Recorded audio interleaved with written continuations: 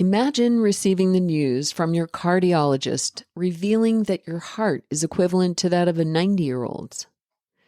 And what if that news became the catalyst for a complete transformation? Enter Lily Payne, a remarkable grandmother battling health and family turmoil while raising her transgender granddaughter, Alyssa. From changing her diet to embracing exercise to taking back her health, Lily's story is one of a warrior's resilience, mental fortitude, and undying love. But that's just the beginning. Join us for episode 35, Raising a Transgender Grandchild, Grandmotherhood Redefined. Welcome to Grandparents Raising Grandchildren, Nurturing Through Adversity. In this podcast, we will delve deep into the challenges and triumphs of grandparents raising grandchildren. As we navigate the complexities of legal, financial, and emotional support, I invite you to join us on a journey of exploring thoughts, feelings, and beliefs surrounding this growing segment of our society. Drawing from real stories and expert advice, we will explore the nuances of child rearing for children who have experienced trauma and offer valuable resources to guide you through the intricate journey of kinship care. We'll discuss how we can change the course of history by rewriting our grandchildren's future, all within a supportive community that understands the unique joys and struggles. This podcast was made especially for you. Welcome to a community where your voice is heard, your experiences are valued, and your journey is honored.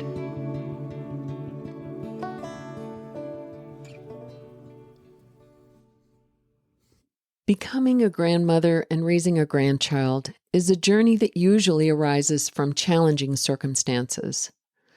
And sometimes our little ones have no one else to turn to. In these moments, we find ourselves on the front lines, becoming warriors for their hearts and their futures. And the truth is, if we fall apart, who else do they have to lean on? Hindsight may be 20/20, but it also gives us the chance to do things differently, to break cycles, and to create stronger foundations for our grandchildren than we had for our own children sometimes. We have the power to step up, to show up, and be the backbone they need. Today, I want to share the inspiring story of another incredible woman who is stepping up her game to be there for her grandchildren. Her journey reflects the resilience of the human spirit and the profound love that drives us to rise above our struggles. Let's celebrate the strength we can wield when we choose to turn our challenges into powerful opportunities for growth and connection, and empower our grandchildren not just to survive their oppressors, but to thrive, fostering self-love and resilience to navigate the complexities of this world. I don't know about you, but I don't want to be pressured to change who I am, as long as I'm not hurting anyone else. And that's what I want for my children and my grandchildren as well, to be a strong, loving, and supportive foundation for them. But that's not always what we get. And that's not always what our grandchildren experience from their parents and other people that they trust to raise them. Sometimes we have to find opportunities to show our grandchildren that gender diverse and transgender people exist and belong to many communities who appreciate and love them. One grandmother, Lily Payne, is doing just that. Lily, you shared with me a lot, all the way from your background and your early life. You married young, you had a couple of children. In your early experiences as a mother, talk about how that unraveled to where you are now. Okay, great. And thanks for having me. I love to share about what I'm going through, because if there's anything I can say that helps anyone else, I think we need to get that out there. So, yes, I was a young mother. I married my high school sweetheart. I didn't know what I was doing. I came from a dysfunctional family myself with some abuse and infidelity on my father's side. So I grew up with a lot of insecurities, and I was just ready to get out of the house and get married. I got married at the age of 19. We immediately wanted a child, and we had a son. And shortly thereafter, my husband fell into drugs and wouldn't work. And I was trying to do everything. And so I just got fed up and I left. So it was just my son and myself for a long time. I was a single mother. And my son started getting some things at school that his teachers were concerned about. So they started asking me, had he been tested for ADD and ADHD and mental problems or learning disabilities? And I just really had no clue as a young mother. We didn't have the internet, so I didn't have a clue as to what they were talking about. I felt I did not want to start him on medications, and I did not do that. It was really just a struggle for us to get by every day financially, adding doctor's visits and not really understanding all of that just didn't make sense. I thought he was doing fine. But his father had not been seeing him for maybe 3 years, and he met someone who wanted children and had had miscarriages. So he got remarried, and they started having visitation with my son.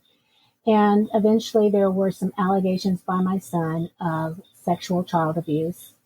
And that turned into a 3-year court battle between his father and I, and the new stepmother was, really kind of the leader of all of that. So the accusations started flying. There were a lot of therapists and child protection agency. And we were in 2 different states, so that even complicated it more. And my son became a victim of this child alienation, on his father's side, because unfortunately they blamed me for the allegations and wanted to turn my son against me. So this is the father of my transgender granddaughter. So I think that's relevant that he has struggled since a child in a divorce situation, in a sexual abuse situation, and other abuses, verbal abuse. He fell into drugs at a very young age. He was young, and his girlfriends got pregnant. So he had one child, which is older than Alyssa. And then he had Alyssa in the second marriage. And so Alyssa was born, and I just had an instant connection with Alyssa. My son and his wife came to live with us. So Alyssa was in my home as a baby, and I was her go-to person. Very strong connection. She immediately started showing feminine traits. She was a very pretty baby. She was born male and very pretty baby. She used to stroke my hair and say, as she got old enough, she'd say, "I want to have long blonde hair like you." And just so you know, she does to this day. Yeah. But we kind of knew from the beginning something was going on. We just didn't know what it was. You have to realize this was 19 years ago. So that's kind of the beginning of the journey. Let's talk about Alyssa's journey toward identifying as a female and the family's initial reactions and the challenges that she faced between you and her stepmother, the complicated family dynamics that are involved. Well, the dynamics is that my son and Alyssa's mother got a divorce, and Alyssa was around 5 years old. And so Alyssa's mother and Alyssa lived with me after that for a while because they had nowhere to go. And Alyssa started wearing my high heels and exhibiting feminine traits. And her mother was very opposed to that. I understand her concern. I want to make sure I say that because we're talking 19 years ago. Her mother didn't understand it, but it made her very angry. So her way of handling that was through anger. My way was a much softer approach. Just, this is a young child. Let's see what happens. We're not going to encourage anything either way, and then just let the child be a child. So eventually her mother moved away from me and met a man who thought that Alyssa, at the time, Alyssa's name was Rob, thought that Alyssa was being a prissy little boy, and he would make terrible remarks towards Alyssa. You know, you're just being a sissy. You need to come out and shoot a gun. You need to ride a four-wheeler. You need to go fishing. You need to do boy things. You need to toughen up. And he would purposely do things to toughen Alyssa up. And it would make her cry, and it would make her feel like she was never good enough, and she was never going to satisfy him, and he was never going to love her. And eventually, Alyssa's mother had this man adopt Alyssa, because when they got married, he said he wanted to adopt her, or he wasn't going to marry her mother, because he wanted to make sure he had control of disciplining her like a father. My son was completely out of the picture at this time. Her mother had made it so difficult for him to see Alyssa. And with him being much younger than me, he just kind of couldn't deal with it. And he already, with his mental issues, he just couldn't deal with it. So I continued to see Alyssa on weekends, and that went on until she was about 8 years old. Alyssa used to cry every time that I dropped her off with her mother after a visit. I want my Nana. I want my Nana. And her mother would say, if you don't stop crying, you're not going to see your Nana anymore. I'm tired of this crying. So Alyssa really wasn't even allowed to cry in her home, because that was kind of a sissy thing for a boy to do. And so at that time, all of a sudden, my visits ended. And I knew it was coming, because I knew Alyssa had been telling me this, and she was extremely emotional at the age of 8. The last time I had dropped her off with her mother, she cried an hour home. When I left her, she was crying, and I was telling her, please don't cry, I'll be back. Please don't cry. And I knew her mother was going to end it. I could just feel it. I was not allowed to see Alyssa for many years after that. And it went on about 10 years. And during that time, she had several stepfathers, went through divorces with her mother, and from what she told me, became suicidal, and just knew that she was not a boy, that she was a girl. And then you ran into her a few years later. Well, So at that time, what age was she when you discontinued being able to see her? That was 8 years old. And so I didn't see her for many years. And then because she didn't live in the same city as I did. And I did try to see her on the internet. And at some point she got on the internet, and she was making YouTube videos and doing things like that so I could see her, but I couldn't talk to her. Not through a legal order, just because I knew it would cause problems.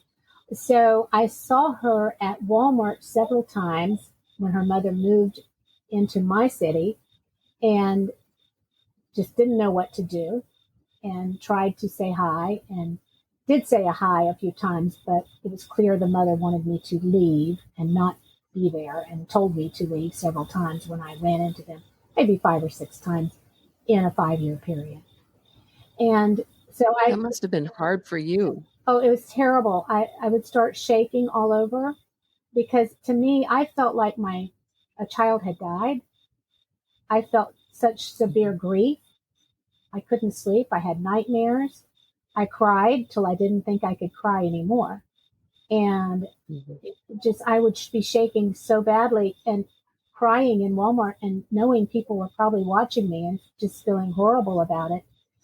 So yeah, it was pretty bad. During this time, I did meet a very nice man, and we got married, and he was very supportive, and he would let me cry on his shoulder. And he would say to me, when Alyssa's 18, she's going to look for you, and you and Alyssa are going to have a great relationship. then as I went through the Taco Bell drive, And is that your husband? that's my husband, yes. My husband Dave, he's wonderful, and I'm very lucky to have his support. He's very supportive of your relationship with Alyssa. Very lucky, and I know not all grandmothers or grandfathers have that on the other side, but I do. So, And are they close? Yes, they're close. Is your husband? Yes. Great. So I went through Taco Bell. Alyssa was in the drive-through. She was taking my order. She handed me my food, and I said, "Hey, I'm your Nana. I miss you. You're pretty," because by now she's transitioned into a girl, and she looks, totally different. But I can recognize her face. It's still that same sweet little face it always was. And so I said, I want to talk to you. I want to see you. I love you. And that's as much as I could say in a drive-through. But I started the shaking again. I was shaking all over. So I knew she had an Instagram account. So I reached out to her and I followed her, and she allowed me to follow her. And we started talking. I was sending her messages. And I said, "Hey, I have some money for you. I have all your Christmas cards, all your birthday cards. Let's get together." And so she decided that she would do that. And she had to hide it from her mother. She's still living with her mother. So we initially went to dinner and got some pizza, and I gave her gifts, and we had just a wonderful connection. And the feeling was mutual then. So she had missed you as well? Well, the feeling was mutual. However, she told me that she was shaking out of fear in the Taco Bell drive-thru because she had been told so many horrible things about me, what a horrible person I am. And, that there's just things she doesn't know about me that she would think was horrible too if she ever got with me. A total alienation, which is very sad for her because it caused her a lot of trust issues.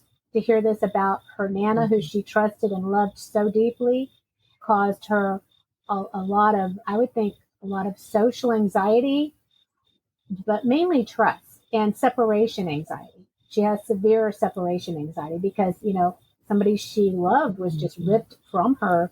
Period. That's it. No, you can't see that person ever again.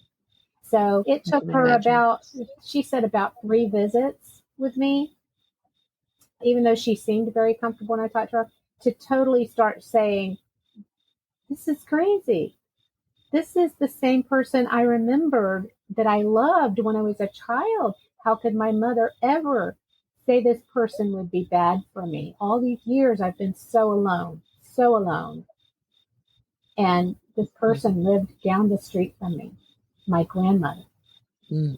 So within about 2 months, well, she wasn't driving at the time. She was 18, so she wasn't driving. And I said, "Oh, why aren't you driving?" I was driving at 16. So she said, "Well, my mom won't teach me to drive." And I said, "Well, I'll teach you to drive." So we saw each other for a year behind her mother's back. She was terrified if her mother found out, she'd throw her out of the house and she had nowhere to live. I was living in a very small house, and I already had my another granddaughter living with me. And so I told my husband, we need to build on a room for Alyssa because she's not happy at home. She's tried to kill herself. She's not going to make it there. She needs us. And we got on it, and we built her a little tiny home behind our house, an apartment size, so that she could be self-sufficient there and have her space, but still be close to us. So we worked on that for 1 year. My husband worked every weekend. We did most of the work ourselves. And about a month before that year was up, she came to live with us. She said, "I just can't take it there anymore. I'll sleep on the floor." And she got the courage, and she told her mother, she said, "I am seeing my grandmother. She's coming to my high school graduation, and I'm seeing her." And her mother said, "Well, I don't agree with that, but it's your choice because you are 18. And so shortly after that, she moved into my home. Has your relationship with your daughter improved, or has it stayed the same since then? You mean her mother? I'm sorry, her Her mother, my ex-daughter-in-law. No, my ex-daughter-in-law still does not accept me in any way. She's still... Well, Alyssa has a half-sister. She has several half-sisters, but she has a half-sister that lives with her mother. And she wants her to come and spend the night and hang out with her and still have a relationship with her, but her mother will not let her come here as long as I'm here. So Alyssa has graduated from high school.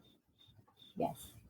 But she had a lot of struggles that she had to face in high school. I remember that you told me she made the transgender change and then went back to high school as a woman, right, or a young girl, and she suffered a lot of abuse because of that. Oh, yes. She suffered a lot of abuse just in a couple of days when she went back. And she had asked the teacher to call her by her new name, Alyssa, but the teacher refused and would do a roll call every day and specifically call her by Rob.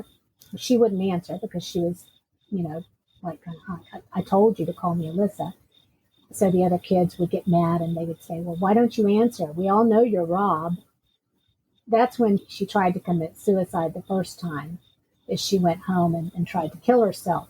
She had to go over to a mental institution or a facility, and they diagnosed her with bipolar and depression at that time. And so it was very hard for her. Luckily, her mother saw the need to get her out of school after that suicide attempt, and they enrolled her in a night school, which was much better. And she thrived at that night school that they had. And so she was able to graduate right, high school. Exactly. Has she had any relationships as a woman since she made the transgender change?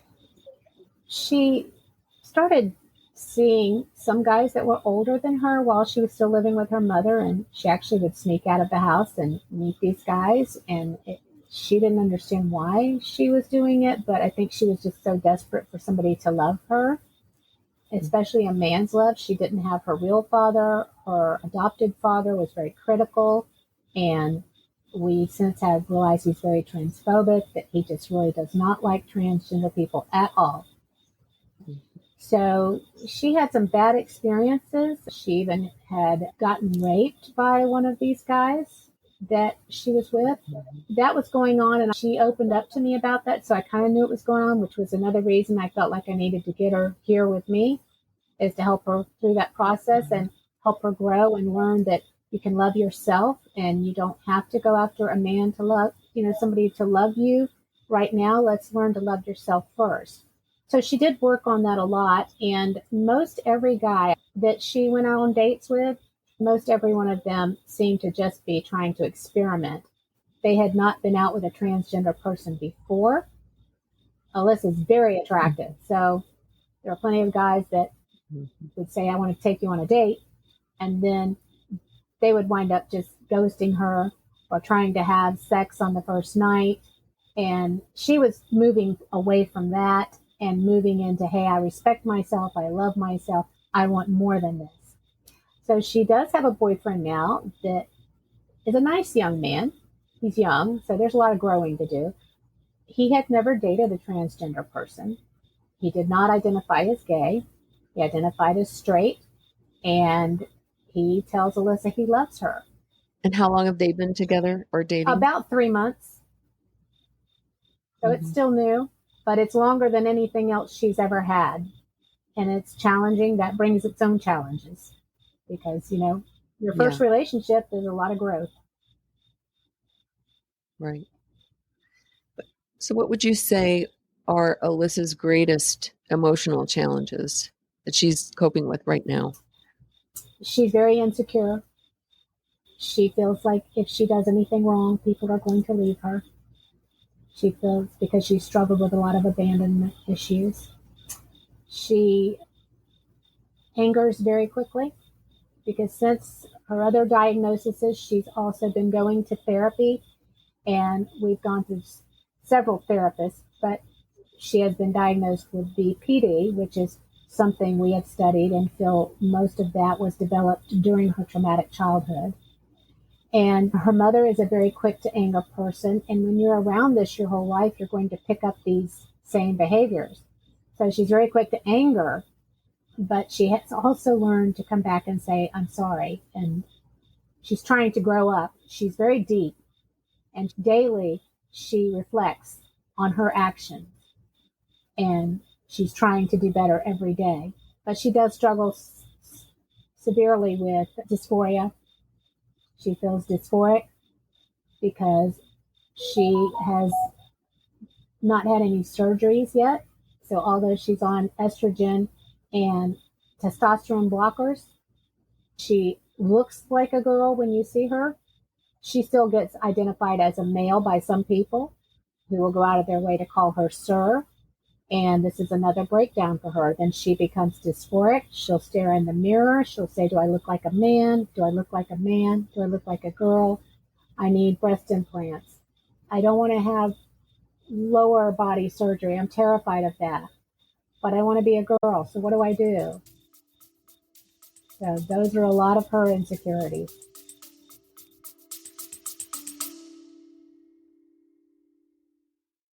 I recently received an email from a listener named Laurel. At 61, Laurel and her husband, who's navigating his own health challenges, are now raising their grandson after a series of unimaginable losses. In 2022, they lost their son to a fentanyl overdose. Then just a year ago, they lost their daughter the same way. The morning after, they'd stayed up late together planning her son's 3rd birthday party. Laurel told me that she lives one day at a time. She's dealing with the financial strain of using her 401k to survive, the physical toll of caregiving, and the emotional weight of what ifs. But she also said something that I want everyone listening to hear. She said that just telling her story to people who can relate is refreshing.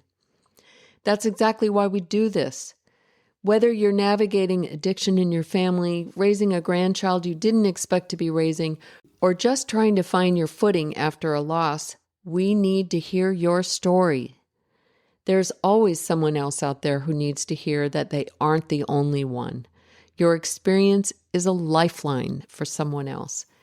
So if you have a story to share, or if you're looking for that community Laurel found, please join our Facebook group or sign up for our newsletter on our website at grandparents-raising-grandchildren.org. Let's keep relating, and let's make sure no one walks this path in silence. Thank you, Laurel, for your courage to share your story with others. I know you're a very intuitive person. You're a talented artist, and you have a close relationship and have most of Alyssa's life. What's your impression of what is best for Alyssa? What's your impression of the struggles she's going through and where she needs to take that to have a life that makes her feel successful? Well, the first thing is she needs to feel love and have people that are patient, have a lot of patience with her, and she's got to learn to love herself. That is the number one thing that I teach her, that she's powerful, she's brave, and that she's a beautiful person. And our outward appearance, even though she is very beautiful, is not the most important thing. That this beautiful light inside of her shines, and she's unique. She's the only one in billions of people like her. This is the number one thing I try to get across to her, even when she's struggling in her relationship and she feels like maybe this isn't going to work with this guy. Maybe I'm going to lose his love. She's crashing and burning. This is a cycle daily that we go through. Sometimes we'll go 2 or 3 days, they're okay. Then, she comes to my house, well, she's at my house. She just lives in an apartment, but she'll come over to my side and she'll just be pacing the floor. She paces the floor nonstop, even on medications, mood stabilizers and antidepressants and bipolar medication. She just paces the floor constantly. So I just try to tell her to relax, and I'm trying to teach her relaxation techniques, because I think that's another go-to thing. So she's going to the gym and exercising and trying to do things, hydro massage, things to help her relax, because I think she has a lot of anxiety. But just really the love, the love, and just her knowing that I'm here for her, and that if anything happens to me, she's there for herself, and I'll always be there with her. So, because she worries, she's still got separation anxiety. She worries, you're my grandmother, you're older, what if I lose you? She knows I have some health problems. So we talk about it. And I think that's important to give her that strength. I know one of the things that I think we are learning as grandparents in raising this generation of children, there's a lot more talk about diversity and neurodiversity. We have to encourage and help people understand that no two people are born the same. No two people are born with the same issues. And no matter what we've done, that we have a right to be loved and a right to be respected. The balance between the struggles that we have and the days that we feel that we're on our good side, those happen all the time. I don't think it's any different for anyone. The main thing that we're all trying to learn at the same time our children are trying to learn, and many people never learn this in their life, is that we don't let the times get us too down. That downs are normal and ups are normal, and that life is a I combination definitely of would both say and that. always will And be, this is wouldn't you say? something Alyssa and I discuss a lot too, the ups and downs, but also the positives and the negatives.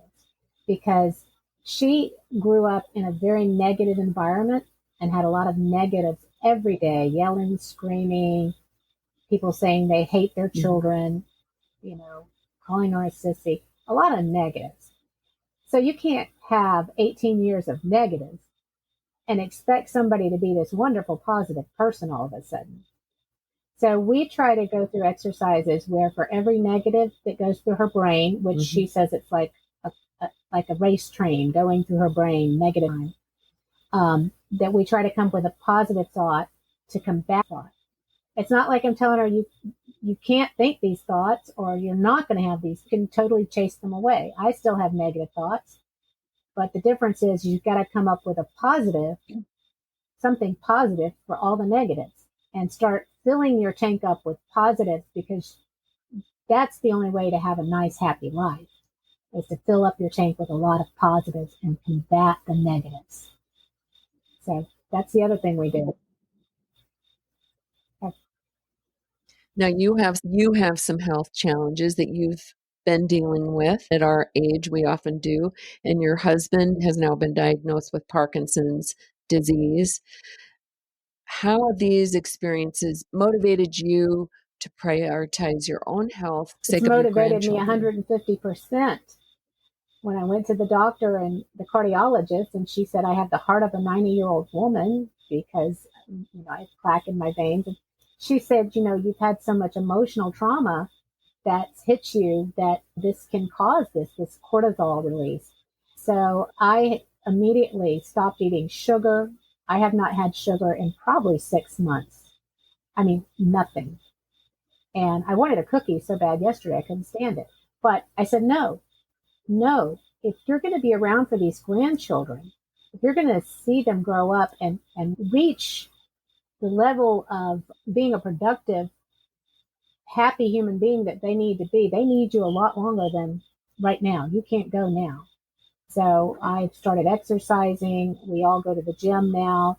I'm very careful what I eat, and I love to eat, but I won't have a donut. I just won't do it. I can't do it. I have to focus on my health, and I go every route. I go holistic. I go to my regular doctor. I study YouTube, anything I can do. And it's all with the goal of being here with these kids to help take care of them and give them the security they need in life. Give them as much as I can. And to keep our mental health where it needs to be able to cope with all these issues in We can't mind. sit and wallow in it. We just have to get up and do it and take the action even when we don't feel like it sometimes, and also take the rest when we know we must, when we need it. But mentally we have to be warriors. We have to be warriors. We have to get up every day and put on our armor and say, I'm still a young person. I can handle this. If I walk around saying I'm too old to take care of my grandchildren, I'm too old for this and that, then my life is basically over. So I just choose to get up and say, I'm still a young person. I can train my body to be healthy. I can train my mind to be healthy. And I can overcome the illness with a good positive attitude and getting the nutrition in my body. Mine, I think, is more about getting proper nutrition in my body and making it strong from the cell out. And that's going to help my brain and my neurological and my energy level, everything. So, yeah, we can do it. We can do it.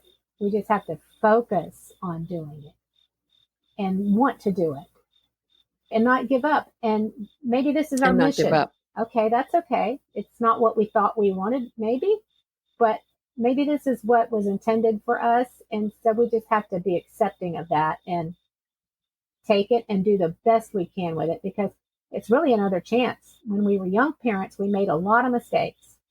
Now we're grandparents. It's another chance to go in there and do a lot of things better than we did when we were 20, you know? And so I look at it that way. Lily, I couldn't have said it better myself. Thanks for sharing your story. It's powerful. It's important. I know there are many other people going through the exact same story that you just shared with us. Well, thank you. They can hear Thank you for yours having because me. they know they're not alone I probably needed to get in all the of that struggle. out.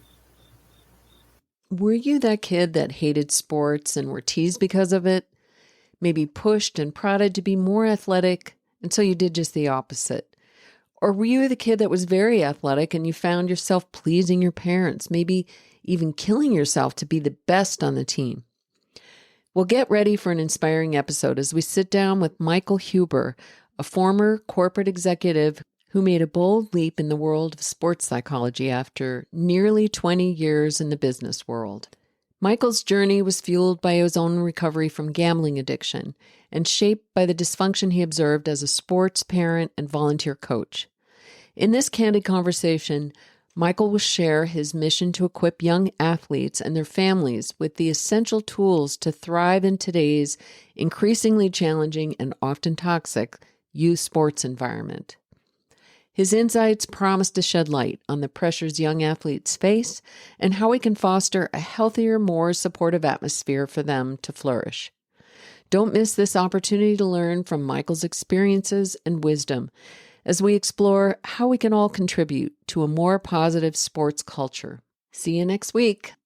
Thank you for tuning in to Grandparents Raising Grandchildren, Nurturing Through Adversity. Remember, you are not alone. Together we can find strength and hope in the face of adversity.